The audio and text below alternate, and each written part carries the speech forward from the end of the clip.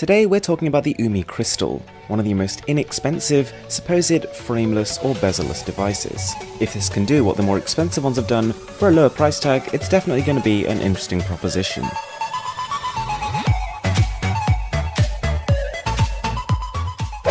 To get one thing out of the way, this is one reflective device. In fact, in some lighting conditions, I'd go as far to say it doubles as a mirror. Now this is in part due to the Gorilla Glass 4 on both the front and the back, which is good news in terms of resistance to scratches and drops, but it does make the phone a little bit thicker and heavier than most people would have liked. As you probably guessed, such a finish isn't great when it comes to attracting smudges. This one is a complete magnet, and almost ironically, I kind of preferred the finish when it still had the protector on the back. It's also worth noting that whilst individually the sides and the back are comfortable to touch, the transition between the two is sharp and somewhat jarring when you're trying to hold it in the hands. It's a little bit uncomfortable. Another thing that I found, to be honest, took quite a lot of getting used to is that there is no power button on the right hand side. It has been located so that it's towards the left. You almost have to readjust the entire way you're used to using your phone.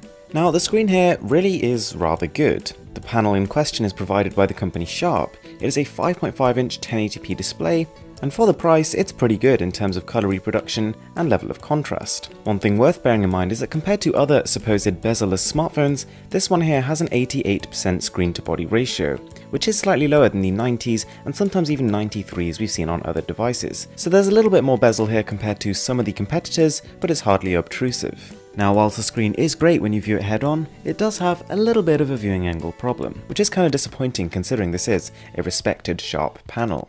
So when you're looking from an angle, especially on broad daylight, compared to other phones, it starts to lose its edge a little bit. It's a shame to see that the camera here is another one of those dual cameras that isn't really a dual camera, which means there is an option for a blur or bokeh mode, but frankly speaking, it's kinda terrible. Even as a single camera, it really doesn't hold up too well. Photos come out very overexposed, and the shutter time is too slow to take photos without blur. To be honest, the front camera is fine. In fact, in some situations I'd say it's better than the rear camera, which is kind of embarrassing. The only problem for some people will be the placement. Because it's lower down on your phone than you're used to, you will have to lift the device higher to take the same photo. Also, your first 100 shots are almost definitely going to feature your thumb.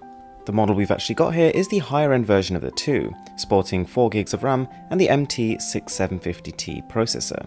And to be honest, we've definitely seen better implementations of this chip in other phones, because in this one it really isn't that fast. The operating system, while fairly pleasant to use, just doesn't feel as responsive as it should be. Trying to do too many things at once, the phone kind of panics and shuts itself down a bit, which is something we've seen phones with the same chipset manage to not do. Now weirdly enough, of all the 7 games from various different genres I downloaded to test the device, all of them worked fine. We were getting pretty much a solid 30 frames per second on just about every single genre of game, bar your sort of first person shooter. Whilst the phone is based off Android 7.0, pretty much a stock version of it, some aspects of it look a little bit dated.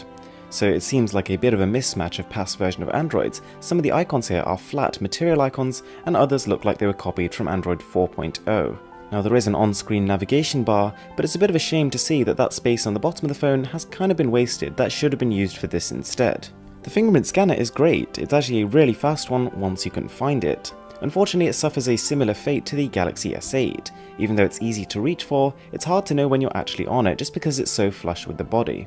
Whilst there isn't too much bloatware on here, the applications that are built in, including the stock messaging and contacts apps, all work fine. The battery capacity here is 3000 mAh, which you would expect given the fairly low power components on offer would last a long period of time. However, it ends up, whether it's due to poor optimization or something else, being just about average. If you use it conservatively, you'll get about a day and a half, or a day if you use it quite intensively. So that is the Umi Crystal, and this was a very interesting phone to look at because it is one of the cheapest entries into that budget bezel-less realm. And from a distance, I'd say most people would be very impressed by the way the phone looks. The display shouts for attention, and in a lot of lighting conditions, delivers. The only problem is I feel like whilst the premise is great, there are just a few too many sacrifices at this entry-level price point. The camera, the chipset, the heft, all becomes a little bit too much, and whilst it's definitely not a bad phone, I would genuinely recommend you spend a little bit more and get something better. Thanks a lot for watching. I'm Mr. Who's the Boss, and I'm signing out.